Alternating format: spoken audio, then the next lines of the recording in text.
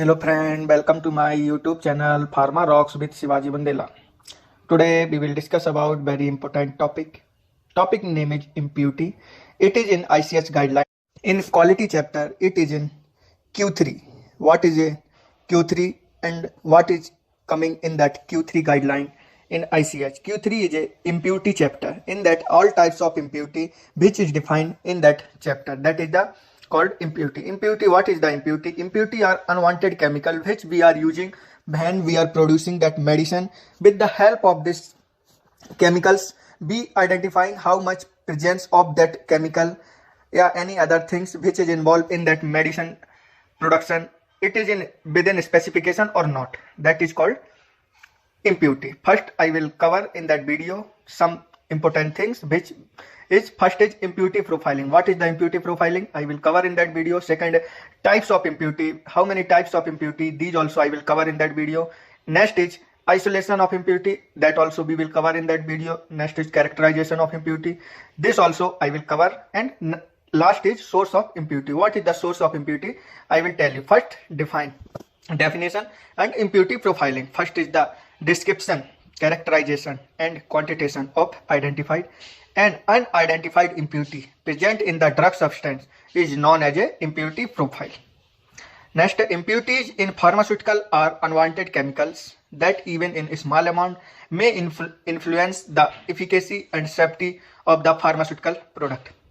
Impurity profiling में define किया गया है कि हम किस टाइप की इम्प्यूरिटी की को आइडेंटिफाई या क्वांटिफाई करते हैं। हम उन इम्प्यूरिटीज को आइडेंटिफाई करते हैं जो ड्रग सब्सटेंस के समय में हम उनके साथ प्रोफाइल करते हैं या एक लिमिट क्वांटिटी के साथ उन्हें ऐड करते हैं, जिस क्वांटिटी के साथ वो हमें कोई भी नुकसान या हार्मोनाइजेशन नहीं करती हैं। उसके बाद क्या होती हैं, कुछ इम्प्यूरिटी जब हम मेडिसिन या ड्रग प्रोडक्ट्स बनाते हैं तो जो केमिकल हम उनमें ऐड करते हैं उनकी भी हमें एक लिमिट दी जाती है। उनके इन बिटवीन ही हमारे रिजल्ट आने चाहिए, अदरवाइज वो सारी फेल हो जाती हैं। तो इसे हम इम्प्यूरिटी प्रोफाइलिंग में कवर करते हैं।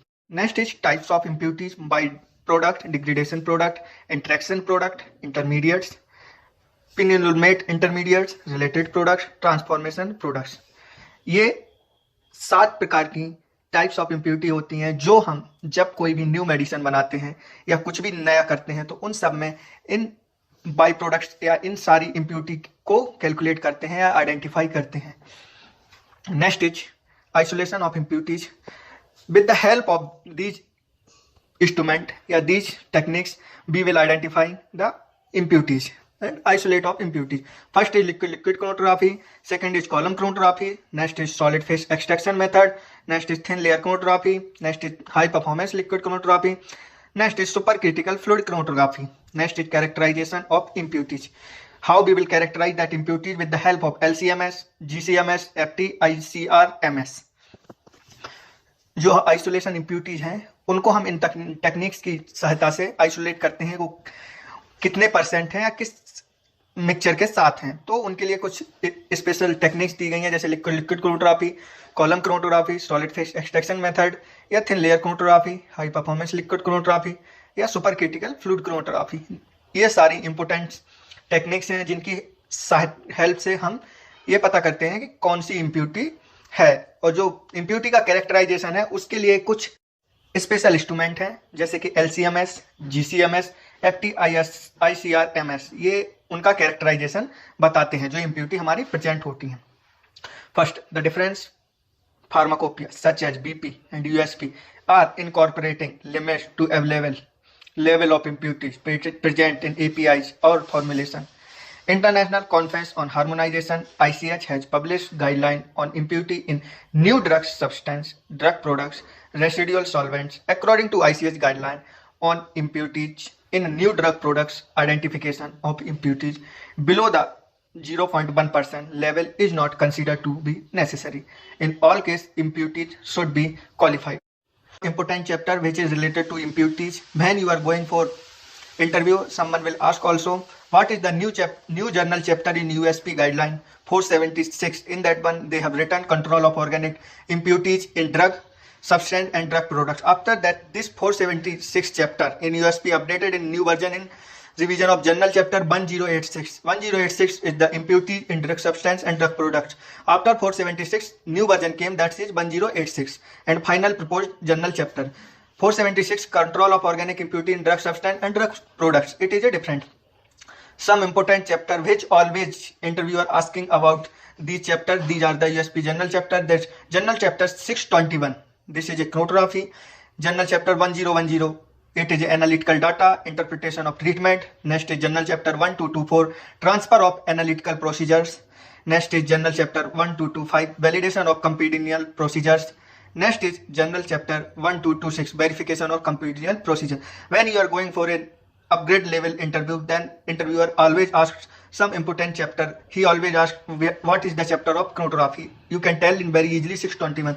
It is very important chapters which we have using in a routine work, but if you don't know, he think interviewer you don't know about the pharmacy that much, because you are doing a routine work and coming and going. So with the help of this chapter you can tell and define also what is the update version and what is the running. Now we will go for next source of impurities. First is impurity associated with API. Which API we are using, with the help of, in that one impurity will come. In that API is organic, inorganic and residual solvent. Next is impurities related to formulation. In that one, how we will identify what is the source of impurity, method related, environmental related, या dosage form of related. Next is formulation of impurities ongoing, ingredient interaction, functional group degradation. These are the source of impurities group. ये सारी impurities हैं जिन्हें हम identify करते हैं या जिनका सोर्स होता है, हमें कहाँ से इम्प्यूरिटी मिलती हैं, जो कि इसमें बताई गई है. जो एपीआई होता है उसमें ऑर्गेनिक इम्प्यूरिटी हो सकती है, इनऑर्गेनिक इम्प्यूरिटी हो सकती है, रेसिडुअल सॉल्वेंट इम्प्यूरिटी हो सकती है. लेकिन जब हम इम्प्यूरिटी रिलेटेड फॉर्मुलेशन को करते हैं तब मेथड रिलेटेड इम्प्यूरिटी हो सकती है, इन्वायरमेंटल रिलेटेड इम्प्यूरिटी हो सकती है, डोसेज फॉर्म से भी हमें इम्प्यूरिटी मिल सकती है. जब हम फॉर्मुलेशन ऑफ इम्प्यूरिटी ऑनगोइंग जब हम करते हैं तो इंग्रेडिएंट इंटरेक्शन भी हो सकता है, फंक्शनल ग्रुप डिग्रेडेशन हो सकता है. ये हमारे कुछ सोर्स हैं जहां से हमें इम्प्यूरिटी की आइडेंटिफिकेशन का पता चलता है. Next, impurities associated in with APIs ongoing organic impurities. They may arise during the manufacturing process and or storage of drug substance. They may be identified or unidentified, volatile or non-volatile, and include the following: starting material or intermediates, byproducts, degradation products, reagents and catalysts या इनसर्मेरिक impurities.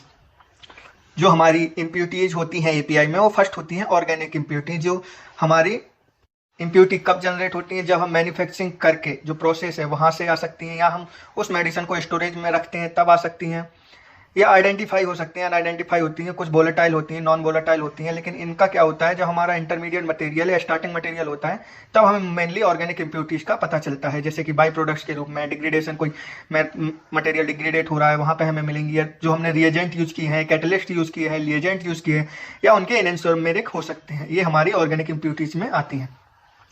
Next is starting material और intermediates.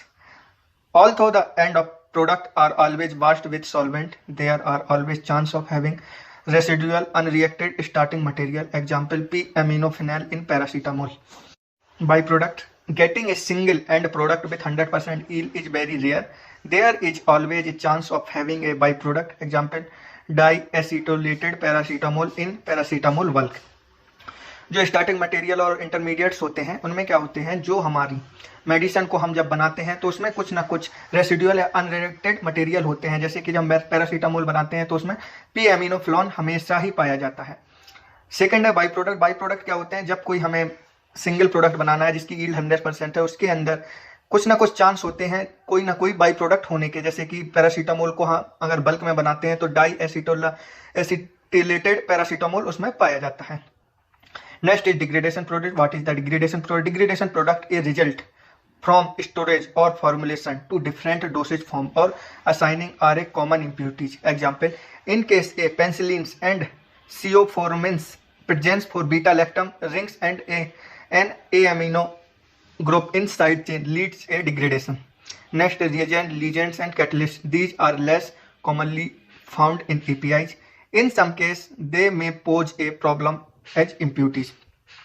Degradation product क्या होते हैं? Degradation product वो होते हैं जब हमें स्टोरेज में या फॉर्मुलेशन में रखने पर कुछ अलग ही प्रकार के कॉमन इम्प्यूरिटीज को फाइंड की जाती हैं उन्हें हम डिग्रेडेशन प्रोडक्ट कहते हैं। जैसे कि पेनिसिलिन को हम या सिफ्लोस्प्रेनिन को प्रेजेंस में जब हम इन्हें देखते हैं तो इनमें beta lactam ring and A amino group पाए जाते हैं या डिग्रेडेट हो जाते हैं। और रिएजेंट्स क्या होते हैं? लीजेंट्स जो हमारे कॉमनली एपीआईज में हम जिन्हें रिएक्ट करके बनाते हैं और हमें वो कुछ केसेस में मिल जाते हैं, उन्हें हम रिएजेंट्स और कैटलिस्ट कहते हैं।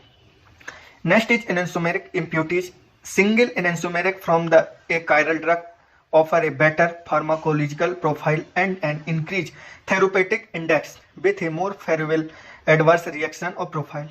However, the pharmacokinetics profile of levofloxacin S isomer form and ofloxacin R isomer form are comparable, suggesting lack of advantage of single isomer. Enantiomeric impurities क्या होती हैं? एनेंसोमेरिक इम्प्यूरिटीज वो इम्प्यूरिटीज होती हैं जो ड्रग के साथ कॉम्प्लेक्स और आइसोमर बना के रहती हैं, जो उसी प्रोडक्ट के बाई प्रोडक्ट के जैसी होती हैं। Next we will go for inorganic impurities. Inorganic impurities, what is the reagent, ligands and catalyst? They create problem unless manufacture take proper care during production. Next is heavy metals. Main source of heavy metals are the water use in the process and the reaction remedy using the demineralized water and glass lined reactor. Other materials, filler aids and charcoals, regular monitoring or fiber and black particle in bulk drug in essential to avoid these contamination. Now अब हम बताएंगे next inorganic impurity क्या होती है। उनमें reagent and catalyst जो होते हैं वो प्रॉब्लम ज़्यादा क्रिएट करते हैं जब हम मैन्युफैक्चरिंग स्टेज में होते हैं, और अगर हम प्रॉपर जो केयर है ड्यूरिंग प्रोडक्शन की अगर नहीं लेते हैं तो वहाँ पे ज़्यादा हो जाते हैं। जो हैवी मेटल्स होते हैं वो मेनली हमें पानी से मिलते हैं। जब कोई हम गलत पानी यूज कर लेते हैं या जो हम प्रोडक्शन में रिएक्टर यूज कर रहे हैं वहाँ पे ये हैवी मेटल्स आ जाते हैं। Other material, filler acid, charcoal, ये कैसे होते हैं? ये रेगुलर मॉनिटरिंग में फाइबर होता है, ब्लैक पार्टिकल होते हैं, या बल्क ड्रग जब हम बनाते हैं तो इन चीज़ों को अवॉइड करना पड़ता है या इनकी वजह से कंटामिनेशन बढ़ सकती है। These are the importants which are cover in inorganic impurity. Next, solvent residue. These are organic volatile chemical used during the manufacturing process or generated during the production. Depending on possible risk to human health, residual solvent are divided into three classes. Solvents such as benzene, class first, 2 ppm limit. Second, carbon tetrachloride, class first, 4 ppm limit, are to be avoided. Class second solvent, methylene chloride, methanol, pyridine, toluene, acetonitrile. Class third solvent, acetic acid, acetone, isopropyl alcohol, butanol, ethanol, ethyl acetate have permitted daily exposure in dosage by 50 mg per day. You can expose that much in per day, less than 50 mg. जो solvent residue होते हैं वो volatile solvent होते हैं या जो chemical होते हैं जो ह्यूमन हेल्थ के लिए सही नहीं होते। इन्हें भी 3 डिफरेंट स्टेज में या क्लास में डिवाइड किया गया है। जैसे कि बेंजीन है, उसे 2 ppm से ज़्यादा नहीं होना चाहिए क्योंकि ये कार्सिनोजेनिक होता है और इससे कैंसर हो जाता है। कार्बन टेट्राक्लोराइड है, इसे भी क्लास फर्स्ट में रखा गया है, जो 4 ppm इसकी लिमिट होती है और ये बिल्कुल अवॉइड करना चाहिए। इसे यूज करने से पहले पूरी प्रोटेक्शन के साथ यूज करना चाहिए, अदरवाइज ये कार्सिनोजेनिक हो सकता है। क्लास सेकंड सॉल्वेंट, ये कार्सिनोजेनिक होते हैं लेकिन इतने नहीं, इन्हें हम डेली यूज में या डेली रूटीन में जब हम फार्मा में काम कर रहे हैं तो यूज कर सकते हैं। जैसे कि मिथिलीन क्लोराइड हुआ, मिथेनॉल हुआ, पर pyridine हम भी यूज नहीं कर सकते हैं, ACN यूज कर सकते हैं। क्लास थर्ड के ये वो सॉल्वेंट होते हैं जिन्हें हम मेनली यूज कर सकते हैं, लेकिन कितना कंजप्ट करते हैं वो भी एक लिमिट है। 50 mg पर डे के हिसाब से इतना कंजप्शन कर सकते हैं। इसके अलावा ये भी हमारे लिए हार्मोजेनिक हो सकते हैं, इसलिए ये सॉल्वेंट रेसिड्यू है। नेक्स्ट है impurity related to formulation method related. ये non impurity 1,2,6 di chlorophenyl indoline 2,1 is form in production of a parental dosage form of diclofenac sodium when sterilized a autoclave. The formulation of this impurity has been found to depend on the initial pH of the formulation. The concentration of impurities in the resultant product in the ampoule exceed the limit of the raw material in the British Pharmacopoeia. जो method related impurities होती हैं उन्हें भी हमें identify करना पड़ता है। जैसे कि हमारी कोई नॉन इम्प्यूरिटी है जिसका नाम है 1,2,6 डाइक्लोरोफिनाइल इंडोलिन 2,1, जब हम प्रोडक्शन में पेरेंटल डोसेज फॉर्म या डाइक्लोफिनेक सोडियम बनाते हैं और उसे हम ऑटोक्लेव की सहायता से बनाते हैं तो ये एक मेथड में प्रेजेंट हो जाती है। तो ये सारी चीज़ें हमें आइडेंटिफाई करनी है। Next is environmental related First is exposure to adverse temperatures. Vitamins as drug substance are very heat sensitive and degradation frequency led to loss of potency. Light, especially UV light, environmental as well as methyl environmental injection is unstable under topical conditions such as heat and light. Next is humidity. For hydrophobic products like aspirin, ranitidine, humidity is considered determined to both bulk power and formulated dosage form. जो environmental related impurity होती हैं उनको भी हमें avoid करना पड़ता है, उनकी टेक केयर करनी पड़ती है. जैसे एक्सप्लोजर विद टेम्परेचर, जैसे कुछ इम्प्यूरिटी होती हैं जो टेम्परेचर के आने पे एक्सप्लोर होती हैं, कुछ इम्प्यूरिटी होती हैं जो लाइट सेंसिटिव होती हैं, लेकिन अगर हम उन्हें लाइट सेंसिटिव नहीं करते हैं तो वो भी जनरेट हो जाती हैं. कुछ ह्यूमिडिटी के तहत होती हैं, जैसे कोई हाइड्रोफोबिक प्रोडक्ट है और उसे हमने ह्यूमिडिटी में नहीं रखा तो वहाँ पे भी कुछ इम्प्यूरिटी जनरेट हो जाती हैं. Next is dosage form. Factor related. Water contained microbial growth, bacteria, fungal, yeast, pH of solution, suspension, compatibility of anions and cations, manual interaction of ingredient and a primary container. These are the final summary of impurities which we have covered in that video. How many type of impurity, how we will identify the which type of impurity in presence in our drug products. So I hope you like this video. Please subscribe the channel and press the bell icon. Thank you.